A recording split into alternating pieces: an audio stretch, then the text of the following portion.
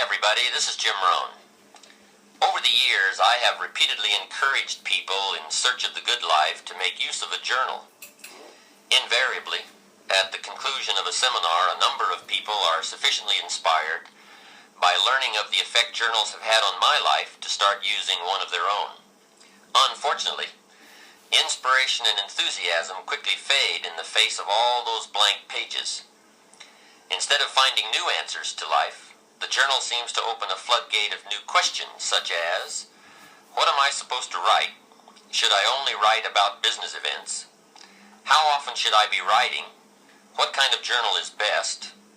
Does spelling count?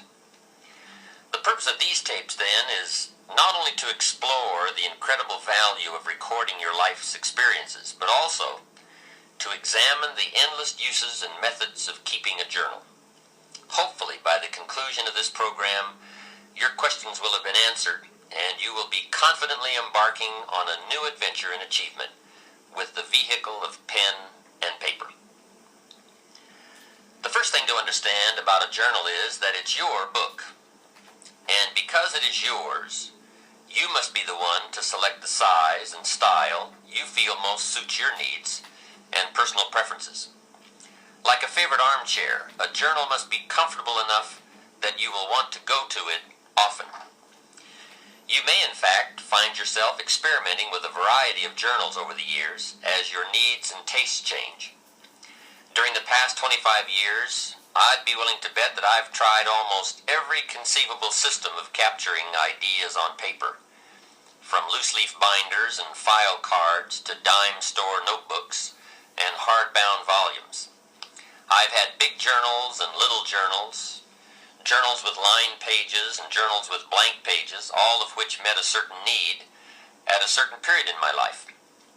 And believe me, you too will undoubtedly go through half a dozen different methods over the years, and that's to be expected.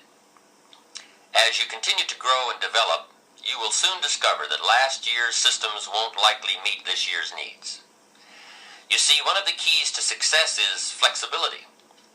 We must always be on the search for more effective methods to facilitate and accommodate new ideas. But let's face it, in the beginning, the only thing that matters is that you develop the journal habit. The journal we've included with this tape program may or may not be exactly what you're looking for, but just start using it. Like ordering Chinese food for the first time, the only way to find out which dishes you will or will not like is to try a few. By using this journal to get you started, you will not only develop the journal habit, but you will also discover in the process of using it what you like or do not like about it.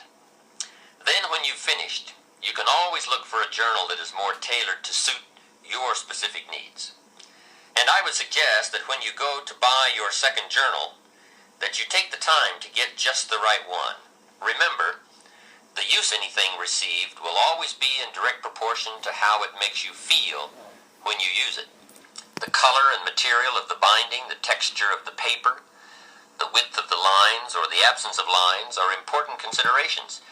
If you feel lines tend to restrict your creative flow, then go with blank pages. If you feel uncomfortable with blank pages, then choose line pages. Hey, it's your book. Make sure it reflects what you are. My latest journal is a leather-bound volume for which I paid handsomely, but it's worth every penny I spent. The richness and the smell of the leather in themselves are enticing. It's enjoyable just to hold it in my hands. And, too, it's important to me to know that unique ideas are being stored in a suitable place. Somebody once asked me why I pay as much as I do for an empty book, and my answer was simple. I intend to put something valuable in it. Let's face it, you wouldn't store precious gems in an empty cigar box, so why put $1 million idea in a 10-cent book? Just one bit of advice, however, bear in mind that a journal should be capable of going wherever you go. A journal that requires more space than your briefcase permits, or more room than your desktop allows for you, more often than not, it will be left at home, gathering dust instead of thoughts, and cobwebs instead of observations. But let's get to the heart of the matter. Buying a journal is the easy part. The real challenge lies in filling it up. And that's what we want to deal with now. What should go into a journal if it is to have meaning and value in your life? Perhaps the best way to answer this question is to consider the purposes and functions of a journal. Once the matter of why we should write is clear, then the what we should write will become immediately apparent. There are so many functions performed by a journal that I could conceivably spend the remainder of this tape and a half a dozen others discussing them. But since more important than listening to my reasons for why you should be keeping a journal is getting busy actually using your journal, I'll try to limit the list and merely highlight some of the majors. One of the unique characteristics of a journal is that it offers you an effective way to figure it all out. To figure out life, to figure out people, to figure out business dilemmas, and most important of all, to figure out yourself. There is something magical about writing down a problem. It is almost as though in the very act of writing what is wrong, you start to discover ways of making it right. Perhaps the source of this magic lies in the objective perspective that writing affords you. Even though you are describing your problem, your challenge, your life, your uncertainty, and your indecision, the fact that you are writing about it, as opposed to mentally pondering it, creates a space between you and the problem. It is within this space that solutions have room to grow. You see, writing about events and circumstances that occur helps you to clarify exactly what is happening. When we describe life to ourselves only in our minds, our imaginations tend to feed false or distorted information about how things are, positive or negative. When we describe a situation in writing, however, we become more factual, more accurate, and certainly more realistic. Then, as we reread what we have written, we create a new picture in our minds to replace the distorted picture we have been working with. And once we finally see things as they are, rather than as we think they are, we can then see our way clear to make them better. At the conclusion of this program, you might in fact want to use this process to get your journal started. Write about a current dilemma you are facing. Perhaps it is a personal problem, a business matter, a family issue, or a financial problem. Whatever it is, take the time to capture it on paper the way it really is. But remember, writing out the problem is only the first step to creative problem solving and effective decision making. The next step is to carefully analyze what you have written. Here are some of the key things to look for. First, exaggerations or distortions of the truth. Are you really telling it like it is? Take another look. Perhaps your concern is making it seem worse than it is, or your enthusiasm is making it seem better than it is. Second, a tendency to blame circumstances or someone else for your problem instead of seeing yourself as the cause. You see, most of our difficulties are the result of either failing to do what we could have done, or in doing in haste what we should never have done. Third, a tendency to expect circumstances, or still worse, other people to change in order for your problem to be solved. Let me remind you one more time that things get better when you get better. Passive hope never has and never will improve human circumstances. And finally, look closely for weak points in the obstacle where you might attack to bring that obstacle to its knees. Remember, David slew Goliath with but one small stone. It usually doesn't take much more than a few minor adjustments in either our attitude or our action plan to solve a major problem. Essentially, you must learn to view your problems like a scientist who puts tiny organisms on a slide. Examine your circumstances through the lens of the microscope of truth to see their real nature, their real perimeters, and their real composition. And two, as you examine your problem, do as any scientist would do. Record your observations. You see, as you continue to refine your statement of the problem, of the way it really is, you will begin to move closer to the solution. And speaking of solutions, be sure to record the ultimate conclusion to your dilemma. If it worked well, then it is worth remembering. And if it didn't work well, as you had hoped it would, then it is even more essential to record the outcome, lest you should find yourself repeating mistakes instead of learning from them. Mistakes in judgment are nothing to be ashamed of. Surely most of our personal growth comes as a result of our errors. But what is truly unforgivable is to make the same mistake twice. Every mistake has its own price tag, but the most costly error anyone can make is an error unlearned and often repeated. If something didn't work, it may be too late to undo the mistake, but it's never too late to make adjustments and revisions in your thinking. You see, better decision-making comes from the better thinking habits, and better thinking habits comes from practical experience, learning both what to do and what not to do. Becoming a more effective thinker on paper is a sure way of becoming a more effective person in practice. As step one for getting used to using your journal, then, I would suggest writing down problems that you encounter and recording all the steps you can take or did take to solve them, as well as their eventual outcomes. Now, I realize this is only a suggestion, but please let me offer you a bit of advice about suggestions. You see, many people will hear this suggestion, agree that it sounds like a good idea to try, and even go so far as to mentally agree to do it sometime.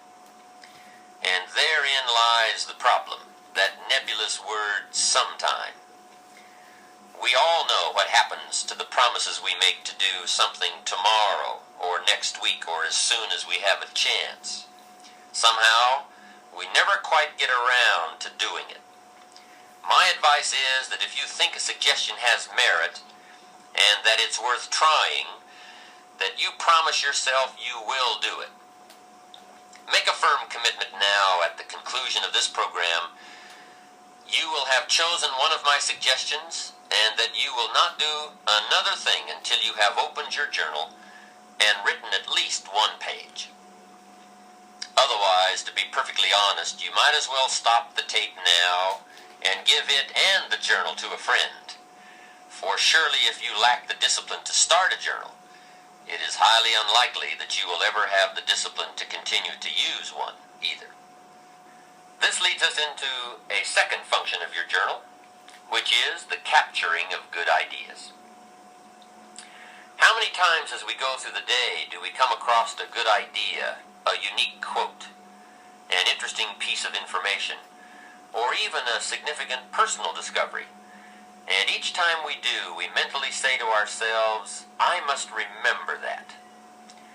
Now, I'm willing to admit here that the human mind is a remarkable thing, but I also know from experience that the human memory leaves a lot to be desired.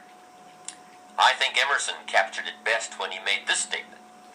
I suppose that every old scholar has had the experience of reading something in a book which has significance to him, but which he could never find again. Sure he is that he read it there, but no one else ever read it, nor can he find it again, though he buy the book and ransack every page. How true. What we do not somehow capture today is lost forever. There are a lot of things in life that we can trust, but my experience has taught me that the human memory is most definitely not one of them. There are so many sources of insight and inspiration all around us. Good ideas flow in abundance from sermons and lectures, from books and magazines, television documentaries, business meetings, and conversations. But obviously, for you to capture the ideas, it is essential, as I mentioned earlier, that your journal always be at your side. I remember one time attending a church service in Carmel, California. The sermon that Sunday morning was excellent. The so I opened my journal and started taking notes. But out of the 400 people in attendance that day, guess how many of the others were taking notes? Not one. So there I was taking notes in my journal from this sermon, and pretty soon the people around me were starting to give me strange looks. Out of the corner of my eye, I could see them nudging one another and whispering. I felt like some kind of spy. I could almost hear them saying, "He's going to get out of here with some of this stuff." And sure enough, I did. I got the stuff. So what I'm suggesting is that you get in there and get out with some of the stuff. Let other people sit there thinking they can remember it all. Let other people treat opportunity casually, but not you. I would ask you to treat it seriously. Let other people wonder at the end of their lives where it all went wrong, but not you. Let other people play while you work, fool around while you study, soak up the sun while you soak up ideas. 10 years from now, they'll still be trying to figure out how to pay the bills, or wondering why their marriage isn't working out, or why they don't seem to be getting ahead professionally, but not you. Life always rewards the serious students for their labors. So, since we all know that it's nearly impossible for most of us to remember the exact phrasing of an inspiring line, or the specific details of a business conference over an extended period of time, we've got to get serious about capturing it now. Generally, if we wait until the end of the day to describe events and happenings and conversations in our journals, the specific details have already escaped us. At best, we are left with scattered fragments, and it's hard to build an exciting future from mere bits and pieces of the past and present. So I would encourage you to get it all down as it comes your way. Financial ideas, personal development ideas, time management ideas, family ideas, business ideas. Everything you have the good fortune to come across. If an idea is worth listening to, worth reading, worth remembering, then it is also worth capturing in your journal. And there are many reasons for making the effort to capture good ideas, not the least of which is the fact that the simple act of writing something on paper helps to etch the idea more firmly in our conscious minds.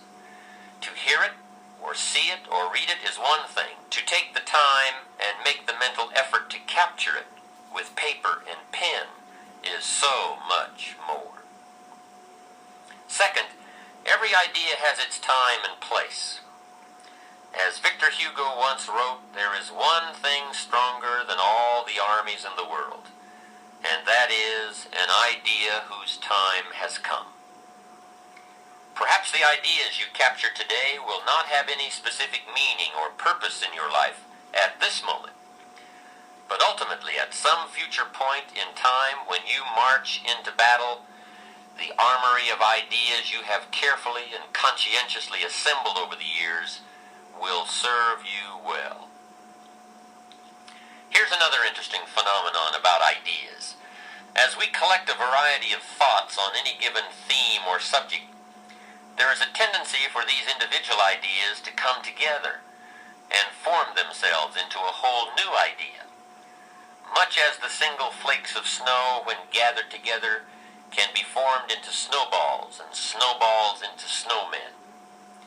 Or perhaps a more graphic example would be that of the igloo, which is, after all, a dwelling built entirely of tiny snowflakes, which have been compressed by their weight and frozen together over a period of time, such that whole blocks of them may be cut out to build a structure. The successful human being is one who has learned to diversify his interests and gather knowledge from a variety of sources. Gather enough good ideas in one area of life, and you will form a solid block. Gather enough solid blocks together, and you can construct a whole new life. But be aware of one thing. The mental storage bank of good ideas is very much like the bottom drawer of our desks or the extra drawer in the kitchen. that holds a collection of valuable items gathered over the years, none of which can ever be found when we go to look for them again because of the chaotic manner in which they were stored. We pour information into our mental computers much like we dump old letters and store coupons into the extra drawer, helter-skelter and hence irretrievable.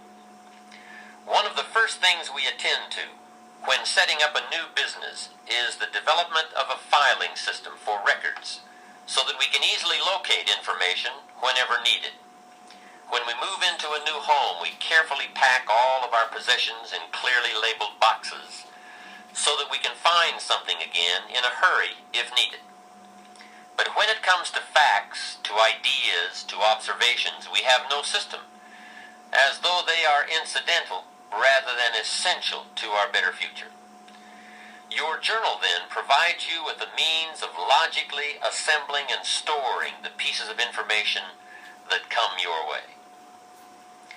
Now, there are many ways to assemble the data in your journal for easy reference. For example, you might find it helpful to keep an index at the back of each volume so that you merely list the highlights of your entries so that your index might read like this: Financial Ideas, pages 5, 53, 96, and 104. Or, Ideas for Increasing Company Efficiency, pages 46, 82, and 111. At one time, I used to keep 3 journals, one for personal observations, one for business notations, and a third for creative ideas for a book I was writing. Of course, it didn't take me long to discard that system. Carrying 3 journals around the world is no easy task. Then I tried using 3 colors of ink in the same journal, so that at a glance I could focus on any one of the 3 areas. While it was certainly easier carrying 3 pens than 3 journals, it was still somewhat of a cumbersome system. When the ideas are flowing fast and furious, you don't always have the time to search for a red, a green, or a blue pen. The method I finally settled on was setting aside certain sections of my journal for specific uses. For example, at the back of my journals I have a separate section for recording my goals, for listing interesting quotes, and for thoughts on new speech material. Perhaps you may want to set aside part of your journal for specific ongoing projects or interests that you feel might warrant a section of their own. Choose one of these methods or devise a new one, but make sure you set up some kind of system. Remember, failure more often than not is attributable to lack of information about how to succeed. Each of us has the capacity to seek out the information we require to achieve our goals. Unfortunately, we do not all have the discipline required to gather the data systematically so that the raw material is easily accessible and ready to be put into practical use the moment opportunity presents itself. How sad it would be if opportunity came knocking on your door, but you had to keep him waiting while you rummaged through drawers and files for the key. Undoubtedly, by the time most people have finally located the key, opportunity has long since become impatient and gone on to knock on the door of someone else. Next, by taking the time to capture and assemble information in our journals, we now have the added benefit of being able to review these ideas whenever we wish. You don't have to run back to the library to reread the book you borrowed last year, or call a friend on the phone and try to reconstruct the conversation you had last month. If you've captured the essence of the conversation or the highlights of the book in your journal, it will always be there for you to refer to. And here's the key point. For your journals to have their greatest value, they must be frequently reviewed. You see, writing in journals is merely a way of capturing information, but it is by rereading our journals that we begin the process of translating information into practical knowledge about ourselves, our environment, our relationships, our businesses, our financial affairs, our dreams, and our own better future. I would strongly urge you to set aside a day each week or at the very least each month, to review your recent entries. And then once a year, take all of your journals off the shelf and read them from cover to cover. What you read will probably make an incredible story of personal growth. You see, more than anything else, a journal is a place to document the development of your own life. It is a textbook of self-discovery and self-awareness. In fact, sometimes what you don't write can be as revealing as what you have written. A friend of mine recently shared with me the discovery that in rereading her journals, she realized that everything she had written centered around other people's lives, their accomplishments, their failures, their dreams, their needs. I finally realized, she said, that I had spent most of my adult life as a mirror reflecting everybody else's existence, rather than as a human being living a life of my own. In the pages of a journal, our innermost feelings and dreams are revealed, as are our strengths, our weaknesses, our positive attributes, and our negative habits and characteristics. If not in the words themselves, then at least between the lines of what we have written are the shadows of self-doubt, pride, envy, jealousy, and anger. Just as actions speak louder than words, so too will journals often say more than what we have written. A journal, then, should also capture your observations and reactions, for somewhere between what we see and what we do will be revealed what we are. Capture on paper the events, the circumstances, and happenings of your life. Describe the near miss you had while driving to work on the freeway. Outline your observations of people's behavior at the office party. Paint the picture of your day at the beach, the pounding surf, the soaring gulls, the distant sails. And then, when you have written about what your eyes have perceived and your ears have heard, go one step further and describe your feelings, your emotional responses to life. Describe your feelings when you learned that John got the promotion that you felt was rightfully yours, or when you learned that Sally is getting married next month to your ex-husband. Describe it all. Don't miss any of the events of your life. Capture the joy of your victories as well as the agony of your defeats. And remember, it doesn't have to be a monumental occurrence to be worth capturing. Truly, most human lives consist of and evolve around minor happenings. So even a minor event and your response to it can have a major impact on how your life turns out. You see, part of the human experience, perhaps the most important part, lies in learning to translate these events which occur outside of us into words and emotions within our inner world. The better we become at describing what goes on around us, the better we will be able to understand some of the conflicts and turmoils which take place within us. Cause and effect always go hand in hand. Trying to understand or deal with the effects without a clear picture of the cause is a rather hopeless situation to be in. Remember that all human emotions are effects which can be traced back to particular events or causes. A better understanding of events will always give us a clearer picture of the effects we may be experiencing. Also, on the subject of events and feelings, you will find as you begin to open up and really tell it like it is, that your journal becomes an excellent, empathetic friend, one who will listen to all you have to say about your joys, your pain, your fears, or your concerns. And I would strongly urge you to get these emotions out of your head and onto the page. For powerful negative emotions are diminished by writing, and powerful positive emotions become explosive. You see, writing about your fear reduces its strength, and capturing your excitement magnifies its power. And feel free to say it all.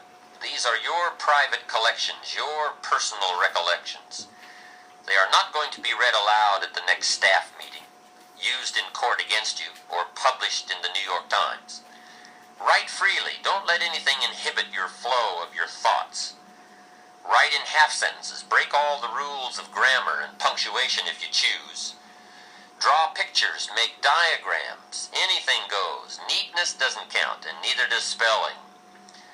This is one place where you should feel free to say it all, and say it as you wish. By the way, if you feel uncomfortable abandoning the rules of your 8th grade English teacher, then this too should tell you something about yourself. Hey, you are even free to do the worst thing of all. Use somebody else's words. Glue in newspaper articles, cartoons, quotes, whatever you wish. No one is going to give you an F for plagiarism in your journal. There is only one suggestion I would offer concerning the format of your journal, and that is to record the date, time, and location of each entry. Not only will this provide you with a means of measuring your progress, your growth trends, the different phases of your life, and your changing attitudes, but where and when you write can in themselves provide interesting revelations. A man wrote to me several months ago to share such a discovery he made from his journals. It seems that in reviewing his writings of the past year, he had noticed a definite negative pattern emerging.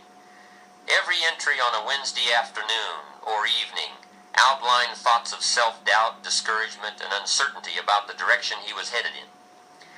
It did not take long for him to track down the source of those defeating thoughts. Wednesday was the day when he had lunch with 2 colleagues from his former place of employment. To test the validity of his theory, he flipped back to the Wednesdays when, due to illness, vacations, or business matters, the luncheons had not taken place, and sure enough, there were no negative entries on those particular days. Having reached the conclusion that these luncheons were costing him far more than the price of the meal, it did not take him long to take the necessary steps to solve the dilemma. Others have discovered such interesting tendencies as writing about personal concerns while at the office and business matters at home, or feeling particularly inspired and eager before leaving for the office in the morning, and completely exhausted and enervated by 10 a.m. Remember, everything affects everything else. Your environment, your associations, your family, your friends, even your occupation has an effect on you. So, too, do the books you read, the television programs you watch, and the conversation you engage in. But influencers are often very subtle, making it difficult to detect the effect they are having until the damage is done. Like tiny little holes in a tire which can go undetected for hundreds of miles, the little pinpricks of subtle negative influences will eventually leave you just as deflated after a while. Your journal then becomes like a photograph album, capturing moments in your life. The only difference is that a photograph album, kept for many years, reveals physical changes in yourself and your environment, while journals over a period of time reflect mental changes within yourself and about your environment. But perhaps the most important function your journal performs lies in the area of communications. First and foremost, your journal gives you a chance to talk to yourself and to hear what you are saying about your life, your future, your relationships, and your goals. As you begin to develop the habit of writing down your problems, recording your observations, emotions, and reactions to life's events, you will undoubtedly find yourself both posing and responding to a whole new set of questions about your past, present, and future. Why did I say that? Why does he always make me feel that way? If I follow this course, where will I be 5 years from now? As you begin to both ask and answer yourself on paper, you will be amazed at the incredible leaps in personal understanding and self-awareness you will experience. And remember, any positive change which occurs within you will ultimately manifest itself in a positive result outside of you, in your social or professional world, your attitude, your bank account, your habits, and even your appearance. We stand forever exposed to life and to the endless variations that make up the human drama. Our task as human beings is twofold. First, we must effectively translate what is going on around us into terms we can comprehend. And second, we must effectively express what is going on within us into terms the rest of the world can understand. Despite the major technological advances enabling us to communicate globally and perhaps even extraterrestrially, I would suggest that while our means of communication has greatly improved, we are still living in the dark ages when it comes to saying what we mean and understanding the meaning of what is being said. As William James wisely observed, the most immutable barrier in nature is between one man's thoughts and another's. As much as we live together, work together, try together, grow together, discover together, explore together, and even pray together, man is truly an island unto himself, cut off from other human islands by the deep channels of non-communication. Writing in your journal is one of the best ways I know of to develop more effective communication skills. As you become better at describing life to yourself, you will find that you become better at describing yourself to life. Put into more practical terms, as you become better at saying what you really want and how you really feel to yourself, you will be able to better express yourself and your feelings to others, and in return, better able to understand what others are really feeling and really saying to you. You see, communicating with people our own age, or who have similar educational backgrounds, incomes, professions, or beliefs, is a relatively easy process. But what about the two people who are, to all outward appearances, radically different? A teenager and a 40-year-old father, a high school dropout and a college professor, a successful lawyer and an unemployed auto worker. Now the real challenges of communication begin to manifest themselves. But they are challenges that using a journal can help us overcome. You see, regardless of the differences in our outer worlds, inside human beings are all basically alike. We've all known sorrow, maybe not from the same event, but we've all experienced the emotion. We've all known the joy of achievement, perhaps in different circumstances, but certainly the same feeling.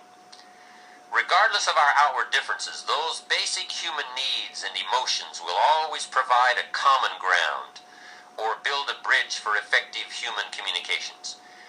You see, by the time we have reached adulthood, most of us have experienced almost every aspect of the human drama in one form or another.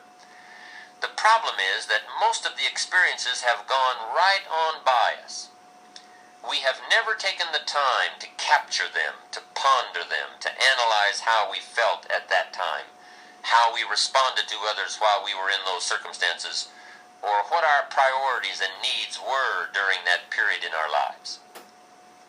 Suppose, however, that you took the time to capture the events and happenings of your life on purpose with paper and pen, so that you always had a wealth of experiences from which to draw. Imagine now what an incredible impact this awareness could have on your life. How it could help to bridge the gap between you and your children, your clients, your associates, your neighbors. You see, if you will but take the time to capture how it is for you at any given point in your life, then you will always be in a position to relate to how it might be for someone else at this moment in their lives. The situations might be different, but the basic needs and emotions never are. We don't have to dress alike or go to the same schools or be the same age or sex to feel the same way. Use your journal then as a textbook for life. Use it to capture the full range of human emotions that you continuously gather from your experiences. I promise you that if you will take just a little time to capture your experiences, the end result will more than repay you for the time you invest. Now here's another question frequently posed about using a journal. The question is, how often should I be writing? The answer to that is simple: as often as you wish and as often as you need. There are two extremes to avoid: never writing in your journal and constantly writing in your journal. In the first instance, you will be participating in life without capturing it, and in the latter case, you will be capturing life without participating in it. Life should be a delicate blend of both observation and action. And let me stress again that the first discipline to be mastered in using a journal is to develop the habit of always having it with you. If you do not open it for weeks at a time, that's okay. Just get into the habit of carrying it. Without much effort on your part, plenty of opportunities for putting it to use will present themselves. Also, the simple act of carrying your journal speaks to the world. It says, I am a conscious observer and participant in life's events. When you present yourself to life as a serious student, life will respond by providing you with an endless opportunity to learn and grow and develop and enhance any and all aspects of your life. Remember, no tape program, no book, no seminar, and no encouragement from me can help you to develop the discipline to use your journal. Experience has taught me that the most I can hope to do is trigger your interest and enthusiasm. Recently, I had the chance to address a group I had spoken to several months before. The last time I had been with them, I had given one of my all-time best speeches on the importance of thinking on paper, with a particular emphasis on using a journal. They were an enthusiastic and responsive group, and it appeared from the many letters and cards that flowed in after my speech that my ideas had been particularly well received. However, just after I was introduced the second time, I asked the group one question: how many of you are now using a journal? I am sad to report that out of a group of almost 500, only a few hands were raised. The rest of the audience exchanged sheepish glances, much as you might give your doctor when he asks you if you have cut down on smoking. The mysterious workings of the human mind never cease to amaze me. We all know what is good for us. We all know that it will keep us healthy or happy or prosperous, but somehow we fool ourselves into believing that we'll start tomorrow. Tomorrow I will buy that book and read it. Tomorrow I will go on that exercise program. Tomorrow I will speak to John about that problem. Some people will actually listen to this tape, agree that keeping a journal could indeed change their lives dramatically, and yet never get around to writing the first page. But don't let that be you. I assure you that by the time you have finished listening to this program, the only thing that will stand between your intent and your accomplishment will be your ability to discipline yourself to get started. And believe me, once you get started, once you make the effort to begin, once you develop the journal habit, you'll be giving your own lectures to friends and associates about its rewards. In the final analysis, whether you decide to start a journal, and still more important, whether you exercise the discipline to use it, the decision and the action must come from inside you. No wise counsel from any source will ever replace the intensity that comes from a personal commitment to excellence. It is often said that reality is the best beginning, and perhaps it might also be the best beginning for your journal.